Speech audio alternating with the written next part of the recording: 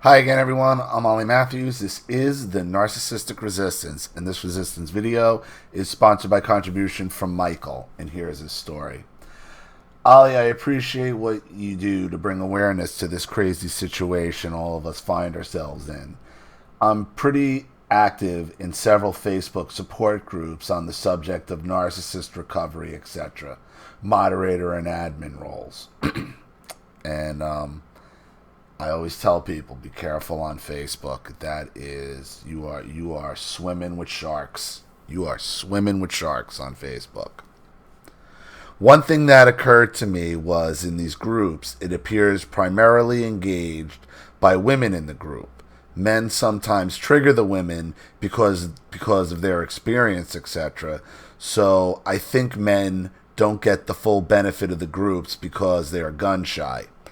I recently opened a male support group and would like to sponsor some narc stories from anyone on the subject. My group is Male Survivors of Narcissist, Psychopath, Sociopath, Covert Women. If you have a Facebook, would love to have you too. Please let me know your thoughts on this and I'll make a donation. Michael. Thank you, Michael. And Michael did. He made a very, very nice donation. And thank you for that. So I think it's a good idea, a male support group, because these narcissism channels, they're on my channel is 70% women. From my analytics, that's what's telling me. It's about 71% women watching, and this subject has been brought up before. Why not more men? And Michael's saying he thinks that men are sort of gun shy on the online forums. Well, I got to be honest. Like I haven't been in a Facebook narcissism forum. Gee, I don't want to make it sound like I don't even ever look at it. I would say well over a year. Maybe no more than 2, but I would say a year or 2. No more than 2 years. I just don't, because I just found all of them were just the narc sharks were just swimming around. And I think guys, especially in the larger Facebook narc forums, kind of clued in on that. And there's also the MGTOW thing going on, where that's men going their own way, which I get it. Like I'm not a MGTOW guy. I'm not like one of these just walk away from women, but a lot of the stuff they say is interesting, and and they do make a lot of valid points. So I think there's that now that where men are just saying, like, I'm not even going to engage with these women anymore. And that's happening more and more. Because what you're saying is the triggering. Who wants to deal with it? And that's where feminism really leads you down. Feminism is ultimately going to hurt women because nobody's going to want to work with women, because men are not going to want to work because they're going to be afraid to even engage with you. So, and like I said, Michael made a very nice donation. So I figured I'd help out. I'd help out his Facebook page. If he needs a male story, I'll just give him one of my own. And I guess it's kind of like it's more of a more realizations I've come to, because most everybody here knows my story. Everybody knows my main obvious abuser was my mother my entire life. Physically, verbally, sexually. We've all heard phone call from narcissistic mother. We've all heard gaslighting mother lying on phone. We know what she is and was. And if you know my story, it took me years to realize that my father was not just some poor victim of this crazy, crazy narcissist, this crazy chaos causing everywhere she goes narcissist. No. He was using that as a shield for his own covert narcissism as he pulled the strings the entire time. And what I've come to realize is that when my mother died, and I kind of knew it at the time, I did, but I didn't realize how profound it really was and how right I was the entire time. They like the covert narcissist wins the lottery if they outlive the overt narcissist.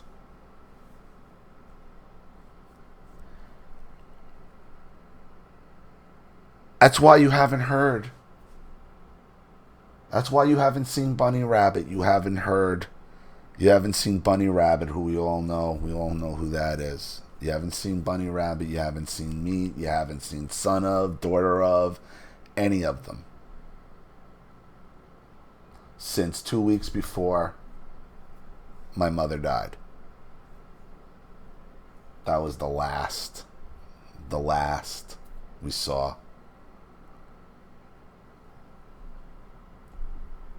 Why? Because he hit the lottery when she died. He gets all the money, all the power. He gets to reframe now that she's gone and that chaos is gone. You know, he gets to be able to frame himself as the ultimate victim. And if you and to be free of that, and I understand, to be free of that chaos. You know, I had to say to Charlene, like, I got to keep telling myself, you know, he still made the choice to engage with that chaos. You know, just because he dealt with it for 40 something, for near 50 years, that doesn't excuse the choice he made to engage with it the entire time.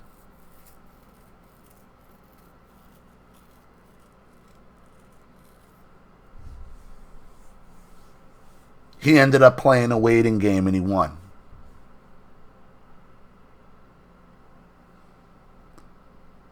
What I said the entire time when there was an attack from him, from me, when it's like, oh, well, something's obviously up with Drunky because now he needs to lash out at the pawn, which, you know, we always are.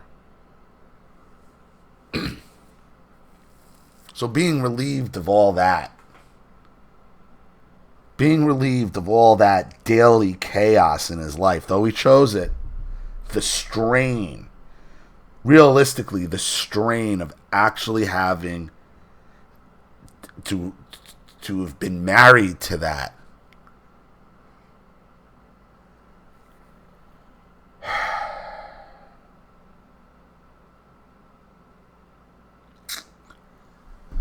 But then I come to the realization, I'm like, wow, but wait a minute.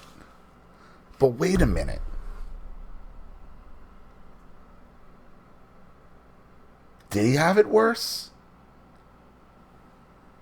Because it was just me and her locked up in the house when I was a kid. Because he was at work. And then he'd come home and he'd go off and he'd go do something. But he never really interacted with the woman. Other than when they were fighting or fucking. Or partying.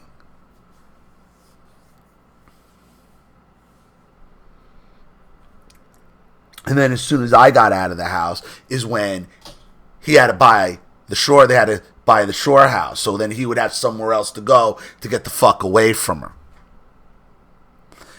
And you realize, holy shit, he's been playing this fucking game the entire time, using me as a pawn. And once he was finally able to outrun the chaos, outlive the chaos, that relief, boom, that was the winning lottery ticket. He probably hasn't even thought about me, to be quite honest with you. And it's been very nice, and I don't want to hear from him. I don't want to see it. And realistically, and Charlene pointed this out, she's like, you haven't had a meat rant, and like, because I said, like, stop. I told him, you want to actually do damage to the channel? Stop doing what you're doing, because my subscribers love it when it goes down. Okay, they're great videos. They're funny. Everybody loves it. I usually make donations off them. Stop doing it. And I wouldn't invite that back ever. I'm glad he's gone.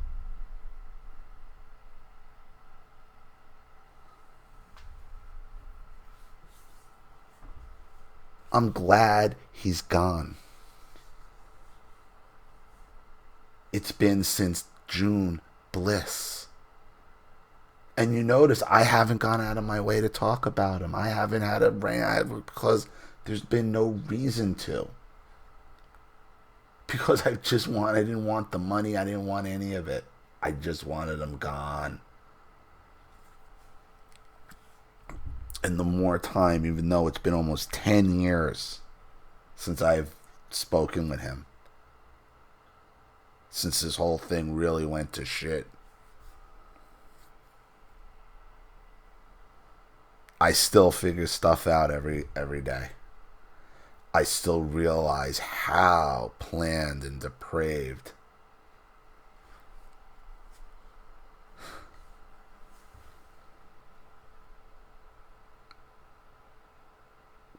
because I was never anything more than a pawn. I was never anything more than a pawn, and a pawn to fend off the chaos that was my mother. Now, his motivation to be with her in the first place,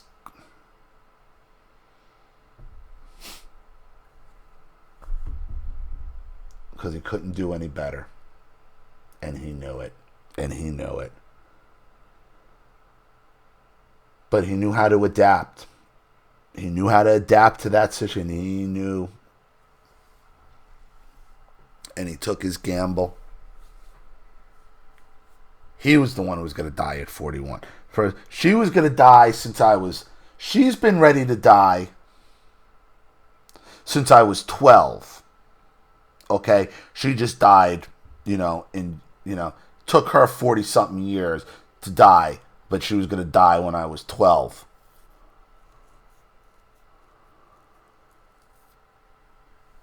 He's been ready to die since I was 18, and he was 41 when he threw him. We know the story.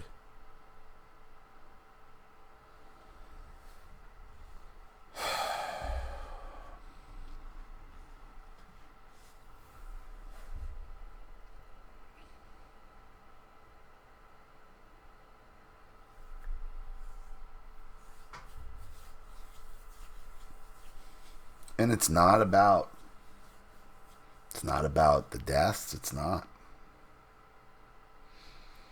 It's about the clarity you get when you realize, wow, how fucking calculated it was.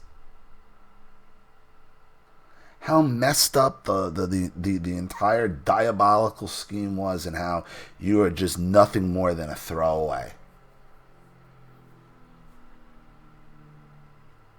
When I would get on my knees and pray for my mother's death, when I did that 3 weeks, a week and a half, or whatever it was before she actually died,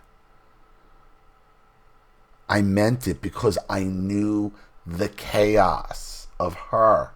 I knew the chaos of her being gone would just improve the entire situation. And it did.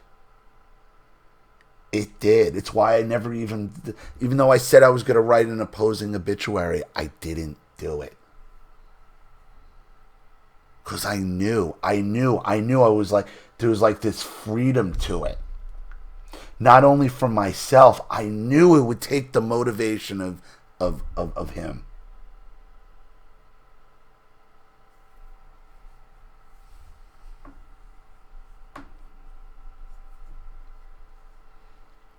Because the covert narc wins the lottery when the overt dies first. Because all those years, all that chaos, and in his mind, he's probably rationalized I had to put up with all this crazy, and it was crazy. No one's denying what it was. No one's denying what it was. It was crazy, but he chose it.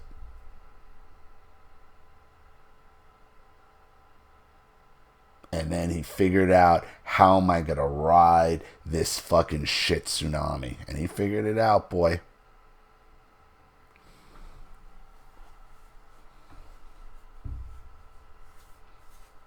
This is why, even when I made the playlists on the channel, everybody's like, why isn't there, people are asking, why isn't there a meat one?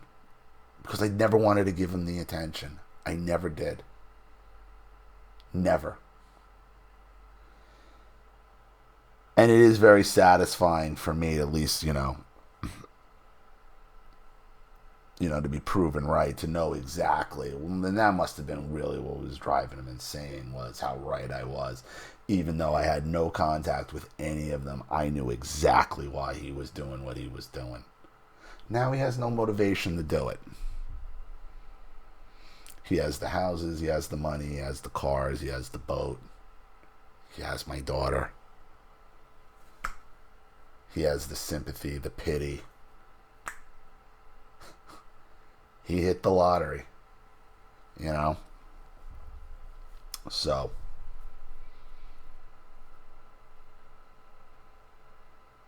I will say this, Michael.